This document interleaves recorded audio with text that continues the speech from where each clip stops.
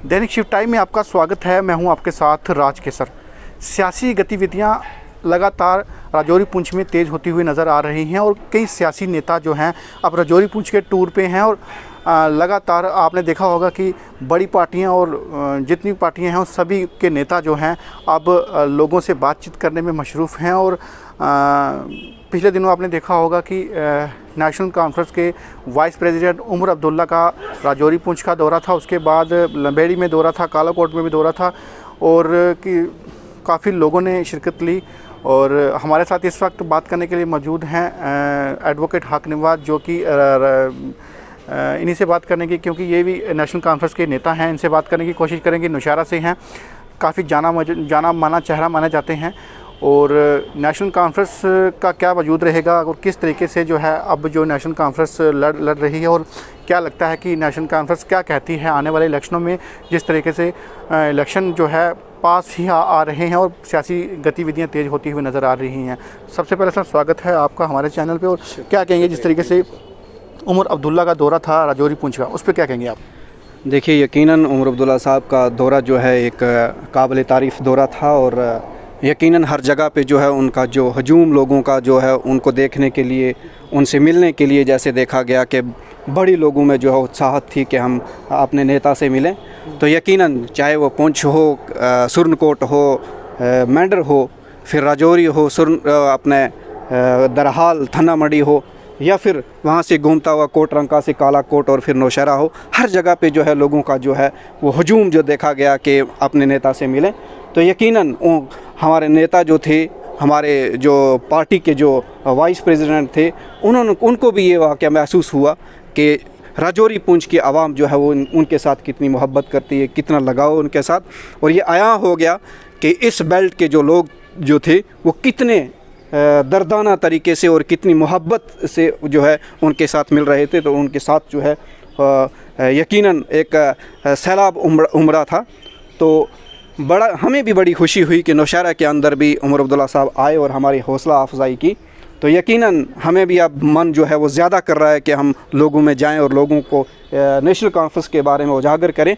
और यकीनन लोगों का जो है हजूम भी जो है नौशहरा के अंदर देखा जा रहा है। और आते हुए जो वक्त आ रहा है, यकीनन मैं दावे से कहूँगा कि नेशनल कॉन्फ्रेंस का जो है दौर नौशहरा के अंदर भी शुरू हो चुका है।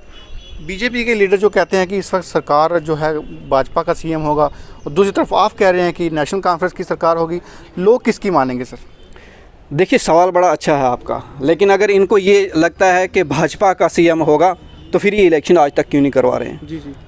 पिछले 14 में इलेक्शन हुआ था, उसके बाद जो 2.5-3 साल हो रहे हैं 2018-19 के बाद कि हम इसका नक्शा बदल के जम्मू कश्मीर को यूटी करके फिर लोगों का एतमाद जो हो वो जीतेंगे। लेकिन तब से लेकर आज तक यही कहा जा रहा है कि हम जो है जम्मू कश्मीर में इलेक्शन करवाएंगे और वहाँ पे जो है 50+ करेंगे। अगर इनका 50+ का दावा है तो मुझे बताइए कि आज तक जो 2.5 साल 3 साल हो रहे हैं इलेक्शन क्यों नहीं करवा रहे हैं उसके बाद? तो यकीन है ये उनकी हार है। उनको लगता है कि हमारे पाँव जो हैं वो फिसल चुके हैं, हमारा कोई बस नहीं है यहाँ पे, और हमारे ऊपर जो है एडमिनिस्ट्रेटर जो हैं, यानी LG गवर्नमेंट जो है वो थोपी गई है, जिसको उन्हीं के नेता जो वो कह रहे हैं कि वर्स्ट ऑफ द वर्स्ट जो गवर्नर रूल है, उससे जो है पॉलिटिकल जो गवर्नमेंट होती है वो वर्स्ट से वर्स्ट जो है वो भी जो है इसके इक्वल नहीं होती है। तो इससे साफ आया है कि वो लोग जो भाजपा में वो भी आज चाह रहे हैं कि पॉलिटिकल सिनेरियो जम्मू कश्मीर में आए, मगर अफसोस ये है कि उनकी भी नहीं कोई सुन रहा है। अगर ऐसा वो लाना चाहते हैं, लोगों की आवाम को जो एतमाद में लाना चाहते हैं, जम्मू कश्मीर में कुछ करना चाहते हैं, तो यकीनन यहाँ जो पॉलिटिकल सिनेरियो जो है वो लाना चाहिए और यहाँ पे इलेक्शन करवाना चाहिए। यकीनन ये उनकी हार है, वो हारे हुए हैं, दिल से उन्हें पता है कि हम किसी भी जगह अपना पैर जो है वो मजबूती से नहीं ला रहे हैं। इसी वजह से जो है जम्मू कश्मीर में इलेक्शन भी नहीं हो रहे हैं। आज हमारी कॉन्स्टिट्यूंसी में देखिए आप, वो नेता जो बड़े दम से ये कहते थे कि फ़लाँ काम नहीं हुआ तो हम ये करेंगे वो करेंगे, आज की डेट में वो भी सहमे हुए हैं। आज बोलें तो बोलें किसके खिलाफ़? दोनों शेर के शेर थे, मगर आज एक शेर दूसरे शेर के खिलाफ़ कैसे बोलेगा? अब ये स्थिति बनी हुई है, मजबूर हैं, कुछ कहने को भी मजबूर हैं। पिछले दिनों में आप देखिए, ये जो मैं आपको बताऊं कि नेशनल कॉन्फ्रेंस वो गवर्नमेंट हुआ करती थी जो लोगों को मालिकाना हक देती थी, जो काश्तकारों को उन्होंने मालिकाना हक दिया। जो लोगों को ज़मीनें दिलवाया करती थी।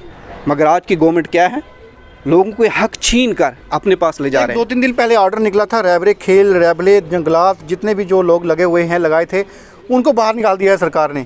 क्या लगता है कि उनको बाहर निकाल के क्या वो लोग जो हैं अभी सड़कों पे उतरे हुए हैं? यकीनन जो आज प्रोटेस्ट उन लोगों के द्वारा जो किया जा रहा है, मैं उनका समर्थन करता हूं। और ये जो रहबरे खेल थे, रहबरे जंगलात थे, ये किसकी देन थी? ये नेशनल कॉन्फ्रेंस की देन थी जी। और हैरानी से देखिए कि नेशनल कॉन्फ्रेंस पार्टी जो कि लोगों को ज़रिए देती थी, लोगों को एम्प्लॉयमेंट अपॉर्चुनिटी जो है वो प्रोवाइड करती थी, लोगों को रोज़गार फराहम करती थी, नौजवानों को रोज़गार दिया करती थी, आज क्या हो गया कि ये गवर्नमेंट आई और उनके रोज़गार छीन रही है। आज वो लोग जो कुर्सियों पे बैठ के लोगों को, बच्चों को पढ़ा रहे थे, वो लोग जो दफातर में बैठकर दफ्तर का कामकाज देख रहे थे, आज वो बेचारे रोडों पे हैं। आज वो बेचारे धर धर की ठोकरें खा रहे हैं। ये किसकी देन है? आज भाजपा की देन है, आज की गवर्नमेंट की देन है। अगर इनको ये चीज़ें साफ आया होती, वाक़तन ये गलत हो रहा है, तो फिर एक और नौटंकी देखिए इनकी, क्या कर रहे हैं ये? वो ये कह रहे हैं कि ये फेक ऑर्डर है, इसका मतलब इन्होंने खुद से करवाया वो ऑर्डर। जो ये कह रहे हैं गवर्नमेंट तो एलजी तो बैठा हुआ है ना, लेफ्टिनेंट गवर्नर बैठा हुआ, ऑर्डर तो उन्होंने निकाला था ना, फिर कैसे हो गया? बताइए कि एक वेल रिनाउंड जो डेली एक्सेलसियर पेपर है, उसमें ये आता है कि इन लोगों को जो बाहर निकाल दिया गया है जी। और दूसरी तरफ यहाँ के ही नेता, भाजपा के प्रधान रैना साहब ये कहते हैं कि ये फेक ऑर्डर है। दूसरी तरफ हमारे चौधरी साहब नौशहरा कॉन्स्टिट्यूंसी के जो नए भाजपा में आए हैं दोबारा से, वो ये कह रहे हैं कि अगर फेक हुआ तो उनके खिलाफ कार्रवाई होगी। इसका मतलब इन सबको पता है कि एक फेक ऑर्डर निकालना था, और बाद में हम ये कहेंगे कि ये फेक है। ऑर्डर जो आया वो तो लीगल तरीके से पता चल रहा है, डेली एक्सेलसियर कभी गलत ऑर्डर नहीं निकालेगी। ये सारी चीज़ें जो हैं इसलिए आ रही हैं। अब नेचुरली मैं तो ये कहूँगा कि लगता है कि आने वाले समय में क्या लगता है कि सरकार बननी ज़रूरी है, पॉलिटिशियन लीडर होने बहुत ज़रूरी हैं, क्योंकि अफसरशाही जो है काफ़ी है और लोगों के काम नहीं हो रहे हैं, लोग परेशान हैं, दरबदर हैं। कहीं ना कहीं सिर पे सरकार होनी चाहिए, उनका चुना हुआ नुमाइंदा होना बहुत ज़रूरी है। और जब डिलिमिटेशन की रिपोर्ट भी जो है सबमिट हो चुकी है, अब इलेक्शन में देरी क्यों हो रही है, क्या कहेंगे इसके ऊपर? देखिए, यहाँ पे गवर्नमेंट ज़रूरी है, पॉलिटिकल सिनेरियो जो है वो ज़रूरी है। जब तक पॉलिटिकल गवर्नमेंट नहीं है, किसी को कोई मराहत नहीं मिलेगी, किसी के काम नहीं होंगे। ये खुद से ये लोग भी एडमिट कर रहे हैं, भाजपा के लोग भी एडमिट कर रहे हैं जी। मगर अफसोस ये है कि इनके अंदर भी वो चीज़ नहीं है जो कि इन्हें सुना जाए कहीं सेंटर में। यहाँ पे ये सिर्फ वो एक नमूने से बना के बिठाए हुए हैं। अगर इनकी सुनी होती, हम तो ये कहते हैं आज ही इलेक्शन हो, कम से कम लोगों के काम तो हों, लोग तो अपनी आवाज़ तो उठा सके। आज आवाज़ उठानी भी मुश्किल है। क्यों? अगर कोई आवाज़ उठाएगा उसको सुनेगा नहीं तो क्या फ़ायदा उस बात का। आज ये लोग भी हैरान हैं कि हम आप जो बात प्रोजेक्ट कर रहे हैं वो भी कोई सुन नहीं रहा है। तो इसलिए मैं ये कहना चाहूँगा कि आज की गवर्नमेंट जो है वो, फिर सेंट्रल गवर्नमेंट जो है, उनसे मैं रिक्वेस्ट करना चाहूँगा कि मोदबाना गुजारिश है, हमारी अपील है सब लोगों की। सब लोग ये चाहते हैं कि जम्मू कश्मीर जो यूटी है, इसमें जो है एक पॉलिटिकल सिनेरियो बने, गवर्नमेंट जो है लोगों की बने, तब जाके इनके जो है काम हो सकें। अदरवाइज़ इसी तरीके से चलते गए तो मुझे लगता है कि पहले एक बार 7 साल के लिए जो गवर्नर रूल लगा था, आज भी वही चाहते हैं कि 7 साल 8 साल ये चलता रहे। और क्यों? इनका काम तो चल रहा है, इनकी रोटियां तो सेकने हो रही हैं। जहां इनको चाहिए अपने लेवल पे ऑर्डर करवाएंगे, बाद में ये सोचेंगे हम इन लोगों को एतमाद में लेने के लिए उस ऑर्डर को रिवोक करवा दें।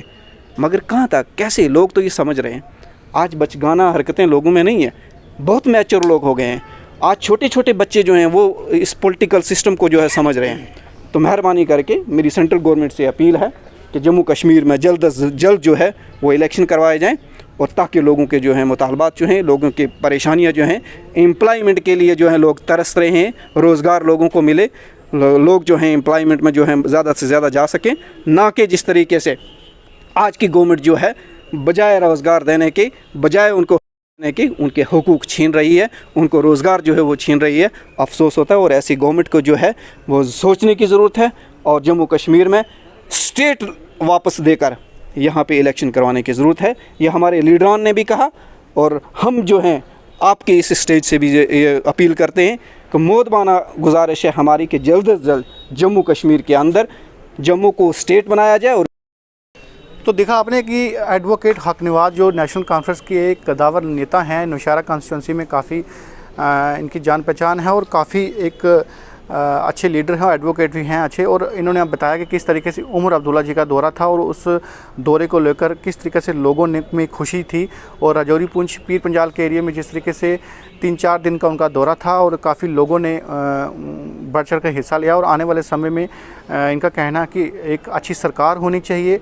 लोगों में एक बहुत ही परेशानी का आलम है, लोगों के जो काम नहीं हो रहे, लोगों बेरोज़गार हो चुके हैं और एक सिर पे जो है जो नेता का साया होना चाहिए और एक इलेक्शन होना चाहिए, एक चुनिंदी सरकार बननी चाहिए ताकि लोगों के आम जनता के फैसले हो और आम जनता जो है इसका फ़ायदा ले सके। अब